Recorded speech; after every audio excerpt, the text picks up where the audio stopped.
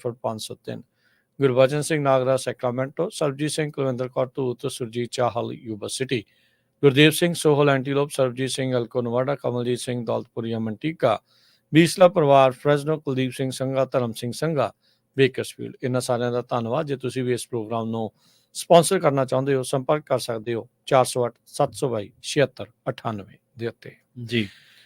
ਗੱਲਬਾਤ ਦੀ ਸ਼ੁਰੂ ਕਰਦੇ ਜਾਈਏ ਪ੍ਰਵੀਨ ਜੀ। ਅੱਗਾਂ ਦੇ ਕਰਕੇ ਜੋ ਇਸ ਟਾਈਮ ਕੈਲੀਫੋਰਨੀਆ ਬਲ ਰਿਹਾ ਆ, ਉਸ ਦੀਆਂ ਜਿਹੜੀਆਂ ਜਾਣਕਾਰੀਆਂ ਸਾਂਝੀਆਂ ਕਰਦੇ ਜਾਈਏ।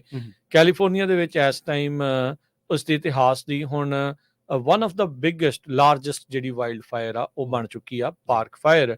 ਇਹ ਉਹੀ ਅੱਗ ਆ ਜਿਹੜੀ ਕਿਸੇ ਦੀ ਅੱਗ ਲੱਗੀ ਗੱਡੀ ਨੂੰ ਜਦ ਉਸਨੇ ਗਲੀ ਦੇ ਵਿੱਚ ਧੱਕਿਆ ਸੀ, ਉਸ ਤੋਂ ਬਾਅਦ ਦੇ ਵਿੱਚ ਫੈਲੀ ਸੀ। ਘੰਟਿਆਂ ਦੇ ਵਿੱਚ ਹਜ਼ਾਰਾਂ ਏਕੜ ਜਿਹੜੀ ਆ ਉਹ ਆਪਣੀ ਲਪੇਟ ਦੇ ਵਿੱਚ ਲੈ ਰਹੀ ਆ। ਹੁਣ ਤੱਕ ਕੈਲੀਫੋਰਨੀਆ ਇਤਿਹਾਸ ਦੇ ਵਿੱਚ 6ਵੀਂ ਸਭ ਤੋਂ ਵੱਡੀ ਇਹ ਅੱਗ ਬਣ ਗਈ ਹੈ, ਤੇ ਜਿਸ ਰਫ਼ਤਾਰ ਨਾਲ ਵੱਧ ਰਹੀ ਆ ਇਹ ਉਸ ਤੋਂ ਪਾਰ ਜਿਹੜੀ ਉਹ ਜਾ ਸਕਦੀ ਹੈ, ਜੋ ਕਿ ਬੜੀ ਚੰਗੀ ਗੱਲ ਨਹੀਂ। ਮੰਡੇ ਦੀ ਮਾਰਨਿੰਗ ਤੱਕ ਕੈਲ ਫਾਇਰ ਨੇ ਦੱਸਿਆ ਸੀ 3,68,000 ਏਕੜ ਇਸ ਨੇ ਆਲਰੇਡੀ ਸਾੜ ਦਿੱਤੇ ਆ, ਤੇ ਸੈਂਕੜੇ ਤੋਂ ਵੱਧ ਜਿਹੜੇ ਸਟਰਕਚਰ ਆ ਉਹਨਾਂ ਨੂੰ ਵੀ ਨੁਕਸਾਨ ਪਹੁੰਚਾਇਆ ਹੈਗਾ ਆ। ਅਜੇ ਮਹਿਜ 12% ਕੰਟੇਨ ਹੋਈ ਆ।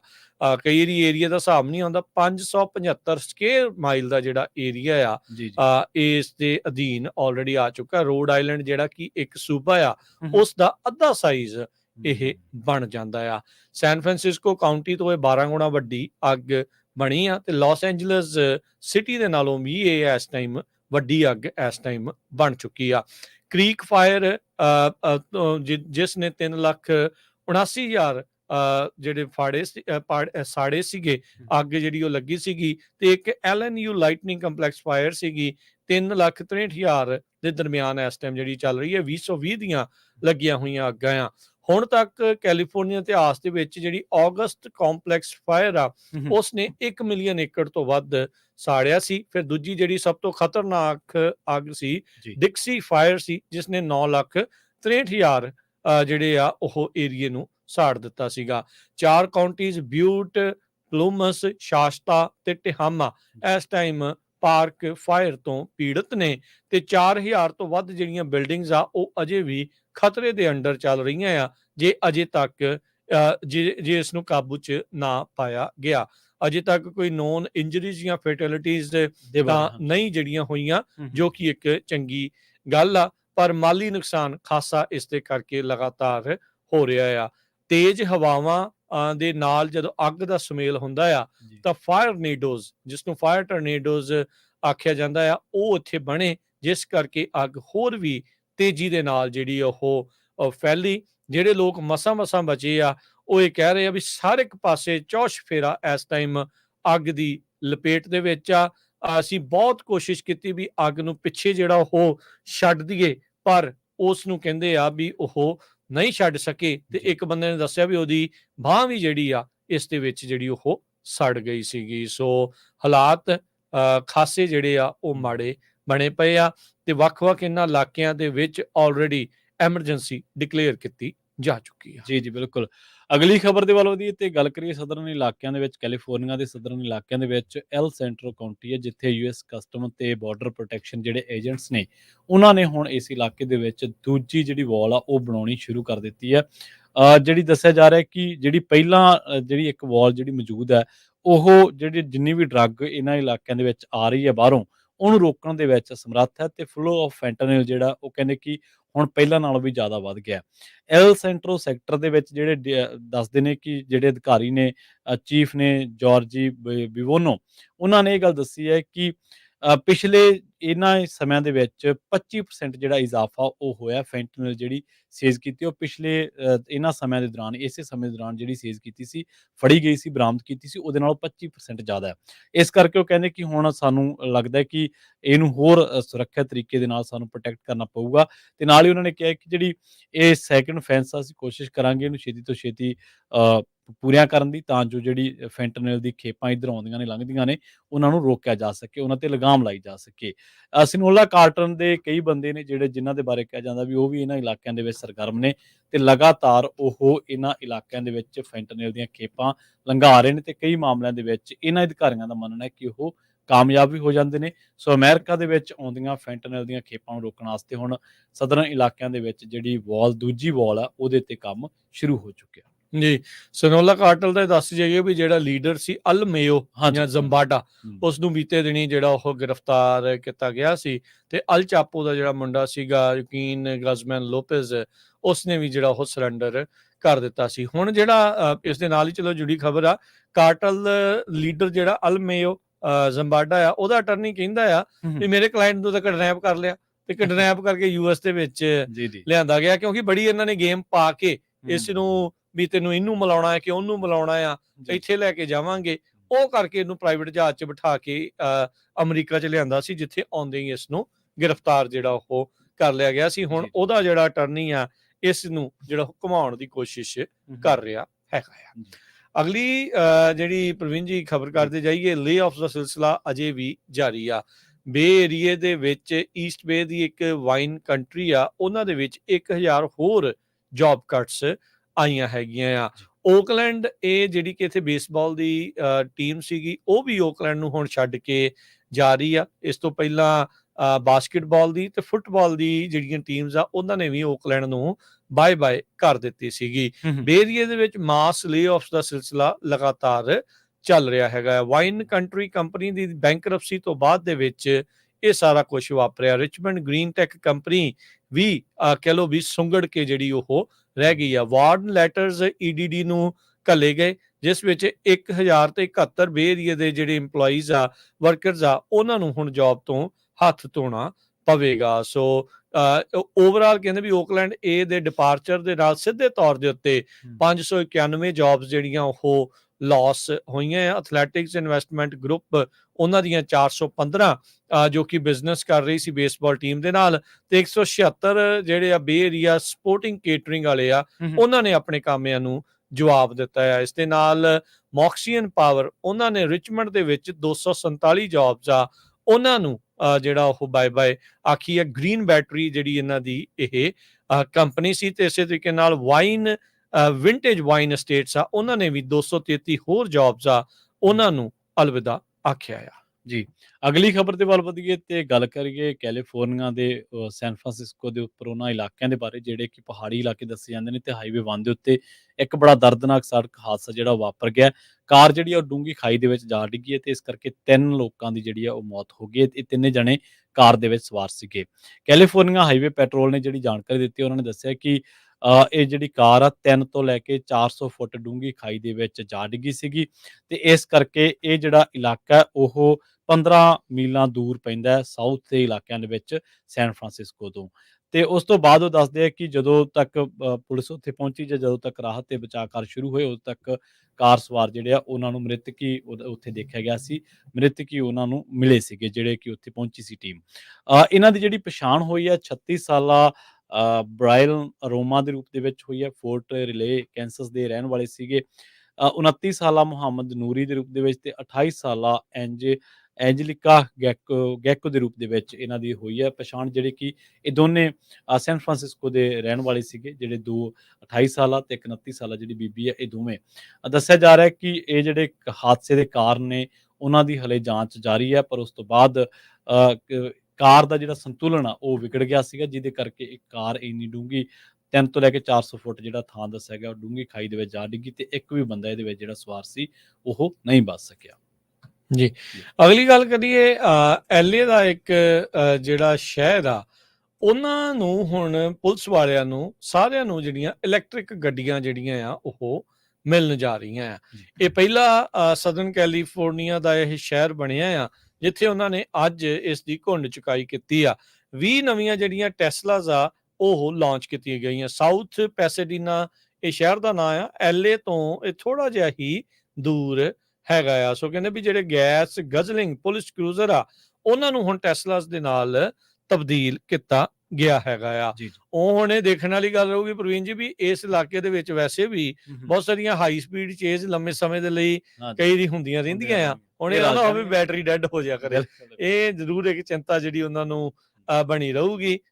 ਗੈਸ ਭਰਾਉਣ ਨੂੰ ਤਾਂ ਟਾਈਮ ਜ਼ਿਆਦਾ ਨਹੀਂ ਲੱਗਦਾ, ਹੁਣ ਅਗਲੀ ਵਾਰੀ ਇਹ ਨਾ ਹੋਵੇ ਵੀ ਕਾਲ ਕੀਤੀ ਹੋਵੇ ਤਾਂ ਕਹਿਣ ਜੀ ਸਾਡੀ ਗੱਡੀ ਦਾ ਚਾਰਜ ਹੋਣ ਤੇ ਲਾਈ ਹੈਗੀ ਆ। ਪਰ ਗ੍ਰੀਨ ਇਨੀਸ਼ੀਏਟਿਵ ਦੇ ਤਹਿਤ ਇਹਨਾਂ ਨੇ, ਇਸ ਸਿਟੀ ਨੇ ਜਿਹੜਾ ਆ ਇਹ ਫੈਸਲਾ ਜਿਹੜਾ ਉਹ ਲਿਆ ਆ। 20 ਜਿਹੜੀਆਂ ਨਵੀਆਂ ਟੈਸਲਾਜ਼ ਆ ਉਹਨਾਂ ਨੂੰ ਪੁਲਿਸ ਦੀਆਂ ਗੱਡੀਆਂ ਦੇ ਵਜੋਂ ਅੱਜ ਘੁੰਡ ਚੁਕਾਈ ਕੀਤੀ ਗਈ ਹੈਗੀ ਆ। ਹੋਰ ਵੀ ਜਿਹੜੇ ਸ਼ਹਿਰ ਆ ਉਹਨਾਂ ਨੇ ਇਲੈਕਟ੍ਰਿਕ ਫਲੀਟਸ ਜਿਹੜੀਆਂ ਆ, ਇਲੈਕਟ੍ਰਿਕ ਵਹੀਕਲ ਆਪਣੇ ਫਲੀਟਸ ਦੇ ਵਿੱਚ ਐਡ ਜਿਹੜੀਆਂ ਉਹ ਕੀਤੀਆਂ ਆ। ਇਸ ਤੋਂ ਪਹਿਲਾਂ ਐਨਾਹਾਈਮ, ਉਸ ਦੇ ਨਜ਼ਦੀਕ ਹੀ ਇੱਕ ਸ਼ਹਿਰ ਆ, ਉਹਨਾਂ ਨੇ ਵੀ 6 ਹੋਰ ਟੈਸਲਾਜ਼ ਆਪਣੀਆਂ ਜਿਹੜੇ ਇਸ ਪੈਟਰੋਲ ਫਲੀਟ ਦੇ ਵਿੱਚ ਇੱਕ ਪਾਇਲਟ ਪ੍ਰੋਗਰਾਮ ਦੇ ਤਹਿਤ ਐਡ ਕੀਤੀਆਂ ਸੀਗੀਆਂ। ਜੀ ਬਿਲਕੁਲ। ਕੈਲੀਫੋਰਨੀਆ ਦੇ ਵਿੱਚ ਇੱਕ ਹੋਰ ਜਿਹੜਾ ਰੀਟੇਲ ਥੈਫਟ ਆ ਉਹ ਵੱਧਦਾ ਜਾ ਰਿਹਾ, ਤੇ ਇਸ ਕਰਕੇ ਆਪਾਂ ਲਗਾਤਾਰ ਇਹਦੇ ਉੱਤੇ ਚਰਚਾ ਵੀ ਕਰਦੇ ਰਹਿੰਦੇ ਹਾਂ। ਹੁਣ ਸੈਨ ਬਰਨਾਰਡੀਨੋ ਕਾਉਂਟੀ ਦੇ ਵਿੱਚ ਜਿਹੜਾ ਉਹ ਇਸੇ ਮਾਮਲੇ ਨਾਲ ਜੁੜੇ ਇੱਕ ਜਿਹੜਾ ਖਾਸ ਆਪਰੇਸ਼ਨ ਸਮੈਸ਼ ਐਂਡ ਗ੍ਰੈਬ ਚਲਾਇਆ ਗਿਆ ਸੀਗਾ, ਤੇ ਉਸ ਦੇ ਤਹਿਤ 37 ਜਣਾਂ ਨੂੰ ਗ੍ਰਿਫਤਾਰ ਕੀਤਾ ਗਿਆ, ਤੇ ਤਕਰੀਬਨ ਇਹਨਾਂ ਤੋਂ $17,000 ਦਾ ਜਿਹੜਾ ਸਮਾਨ ਸੀ ਇਹਨਾਂ ਨੇ ਚੋਰੀ ਕੀਤਾ ਸੀ ਵੱਖ-ਵੱਖ ਥਾਵਾਂ ਤੋਂ, ਉਹਨੂੰ ਬਰਾਮਦ ਕੀਤਾ ਗਿਆ। ਜੁਲਾਈ 12 ਤੋਂ ਲੈ ਕੇ ਜੁਲਾਈ 25 ਤੱਕ ਇਸ ਕਾਉਂਟੀ ਦੇ ਜਿੰਨੇ ਵੀ ਇਲਾਕਿਆਂ ਦੇ ਵਿੱਚ ਇਹ ਜਿਹੜਾ ਥੈਫਟ ਨੂੰ ਅੰਜਾਮ ਦਿੱਤਾ ਗਿਆ ਸੀ, ਚੋਰੀ ਦੀਆਂ ਵਾਰਦਾਤਾਂ ਨੂੰ ਅੰਜਾਮ ਦਿੱਤਾ ਗਿਆ ਸੀਗਾ, ਉਹਦੇ ਨਾਲ ਸਿੱਝਣ ਦੇ ਲਈ ਜਿਹੜੀ ਕਾਉਂਟੀ ਸ਼ੈਰਿਫ ਡਿਪਾਰਟਮੈਂਟ ਦੀ ਇੱਕ ਟੀਮ ਬਣਾਈ ਗਈ ਸੀ, ਤੇ ਉਸ ਤੋਂ ਬਾਅਦ ਇਸ ਟੀਮ ਨੇ ਇਹਨਾਂ ਵਾਰਦਾਤਾਂ ਦੇ ਨਾਲ ਇਹਨਾਂ ਨੂੰ ਉੱਤੇ ਨੱਥ ਪਾਉਣ ਲਈ ਕਹਿ ਲਓ, ਜਾਂ ਇਹਨਾਂ ਵਾਰਦਾਤਾਂ ਦੇ ਨਾਲ ਸਿੱਝਣ ਦੇ ਲਈ ਕੰਮ ਸ਼ੁਰੂ ਕੀਤਾ ਸੀਗਾ।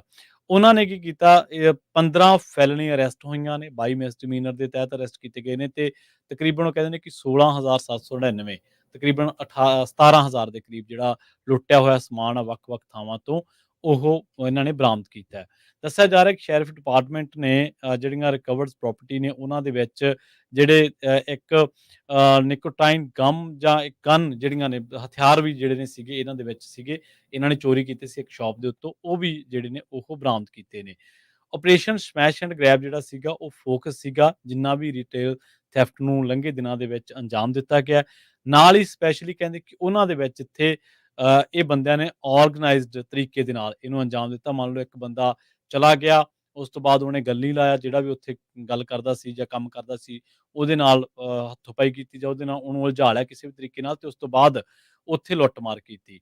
ਤੇ ਇਸੇ ਤਰ੍ਹਾਂ ਉਹਨਾਂ ਨੇ ਜਿੱਥੇ ਭੰਨ-ਤੋੜ ਕੀਤੀ, ਮਤਲਬ ਜਿੱਥੇ 2 ਤੋਂ ਲੈ ਕੇ ਜਾਂ 1 ਤੋਂ ਵੱਧ ਬੰਦੇ ਇਨਵੋਲਵ ਸੀਗੇ, ਪੂਰੇ ਆਰਗੇਨਾਈਜ਼ਡ ਕ੍ਰਾਈਮ ਨੂੰ ਅੰਜਾਮ ਦਿੱਤਾ ਗਿਆ। ਉਸੇ ਨਾਲ ਸਿੱਝਣ ਦੇ ਲਈ ਆਪਰੇਸ਼ਨ ਸਮੈਸ਼ ਐਂਡ ਗ੍ਰੈਬ ਦੇ ਤਹਿਤ ਇਹ ਜਿਹੜੀਆਂ ਗ੍ਰਿਫਤਾਰੀਆਂ ਇਸ ਕਾਉਂਟੀ ਦੇ ਅਧਿਕਾਰੀਆਂ ਨੇ ਕੀਤੀਆਂ ਨੇ। ਜੀ, ਓਕਲੈਂਡ ਦੇ ਵਿੱਚ ਇੱਕ ਬੰਦਾ ਜੋ ਕਿ 2020 ਦੇ ਵਿੱਚ ਡਰੰਕ ਡਰਾਈਵਿੰਗ ਕਾਰ ਐਕਸੀਡੈਂਟ ਦੇ ਲਈ ਜ਼ਿੰਮੇਵਾਰ ਸੀ। ਇਸ ਐਕਸੀਡੈਂਟ ਦੇ ਵਿੱਚ ਇੱਕ ਜਾਣੇ ਦੀ ਮੌਤ ਹੋਈ ਸੀ, 3 ਜਾਣੇ ਜਿਹੜੇ ਆ ਉਹ ਜ਼ਖਮੀ ਹੋਏ ਸੀ।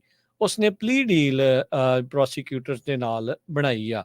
ਹੁਣ ਉਸ ਕਰਕੇ ਇਸ ਨੂੰ 12 ਸਾਲ ਤੇ 8 ਮਹੀਨੇ ਸਜ਼ਾ ਦਿੱਤੀ ਜਾਊਗੀ, ਉਹਨੂੰ ਕੱਢਣੇ ਪੈਣਗੇ। ਮਿਗਲ ਰੋਡਰੀਗਸ 34 ਸਾਲਾਂ ਦਾ ਆ। ਉਸਨੇ ਜੂਨ ਦੇ ਵਿੱਚ ਵਹੀਕਲ ਮੈਨਸਲੈਟਰ ਦੇ ਚਾਰजेस ਦੇ ਵਿੱਚ ਨੋ ਕੰਟੈਸਟ ਫਾਈਲ ਕੀਤਾ ਸੀ।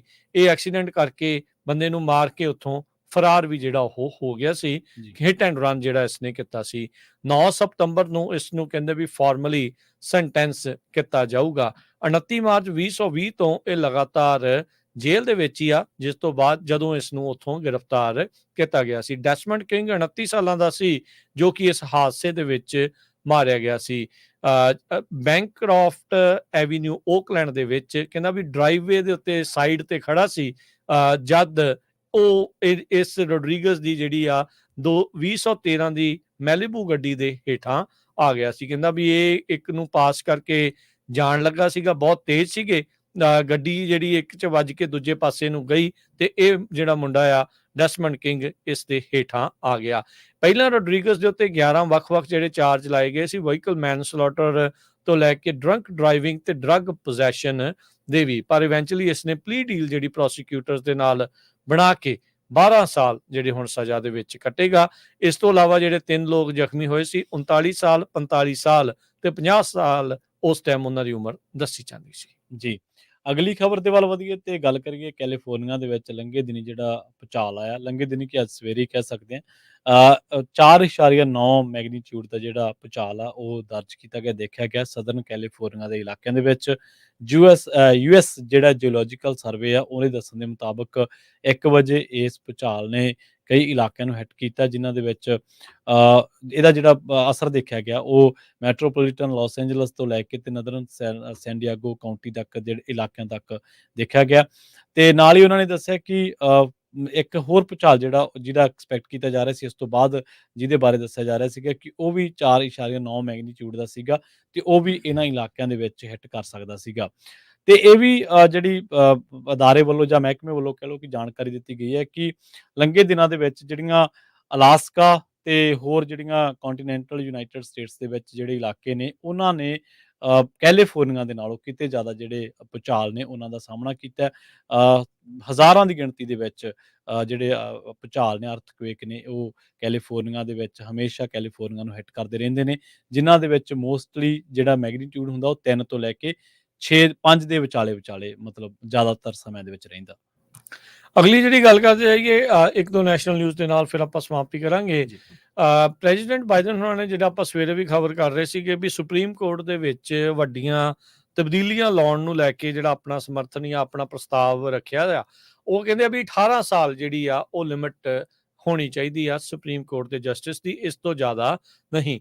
ਲਿੰਡਨ ਜੌਨਸਨ ਜਿਹੜੀ ਆ ਉੱਥੇ ਲਾਇਬ੍ਰੇਰੀ ਆ, ਉੱਥੇ ਜਾ ਕੇ ਉਹਨਾਂ ਨੇ ਸੁਪਰੀਮ ਕੋਰਟ ਦੇ ਜਸਟਿਸ ਨੂੰ ਤਾੜਨਾ ਵੀ ਜਿਹੜੀ ਆ ਉਹ ਕੀਤੀ ਆ, ਜੋ ਕਿ ਰੀਸੈਂਟਲੀ ਉਹਨਾਂ ਦੇ ਜਿਹੜੇ ਮਸਲੇ ਆ, ਵਿਵਾਦ ਆ, ਉਹਨਾਂ ਦੇ ਨਾਲ ਜੁੜੇ ਸਾਹਮਣੇ ਜਿਹੜੇ ਆਏ ਸੀ।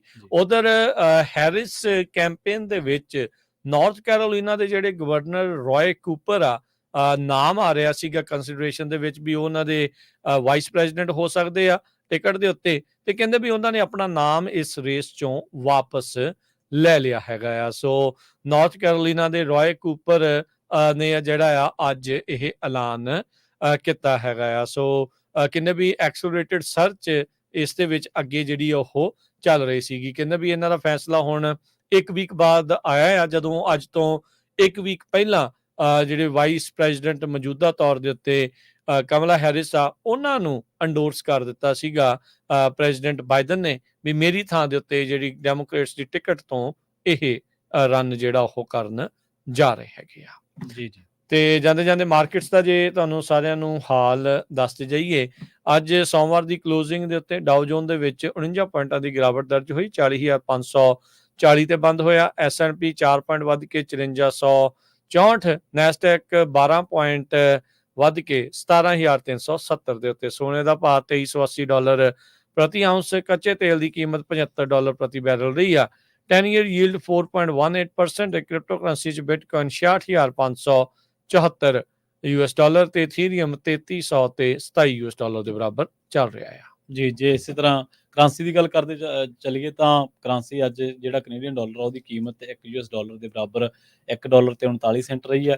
ਇੰਡੀਅਨ ਕਰੰਸੀ ਦੇ ਜੇਕਰ ਗੱਲ ਕਰੀਏ ਤਾਂ ਭਾਰਤੀ ਰੁਪਈਏ ਦੀ ਕੀਮਤ $83.74 ਰਹੀ ਹੈ $1 ਦੇ ਬਰਾਬਰ, ਤੇ ਪਾਕਿਸਤਾਨ ਦੀ $278.58 ਕੀਮਤ ਰਹੀ ਹੈ $1 ਦੇ ਬਰਾਬਰ। ਜੀ, ਇੱਥੇ ਹੀ ਸਾਡੇ ਪ੍ਰੋਗਰਾਮ ਦੀ ਸਮਾਪਤੀ। ਮੇਰੇ ਰਾਜਕਮਰੀਤ ਸਿੰਘ ਵੱਲੋਂ ਤੇ ਪ੍ਰਵੀਨ ਸ਼ਰਮਾ, ਤੁਹਾਨੂੰ ਸਭ ਨੂੰ ਪਿਆਰ ਸਤਿਕਾਰ ਸਹਿ ਨਿੱਘੀ ਜਿਹੀ ਸਤਿ ਸ੍ਰੀ ਅਕਾਲ। ਜਿੰਨੇ ਵਾਸਤੇ ਜੋ ਹਾਸੇ ਖੇਲਦੇ ਰਹੋ, ਸੁਣਦੇ ਰਹੋ, ਦੇਖਦੇ ਰਹੋ ਪੰਜਾਬੀ ਰੇਡੀਓ USA।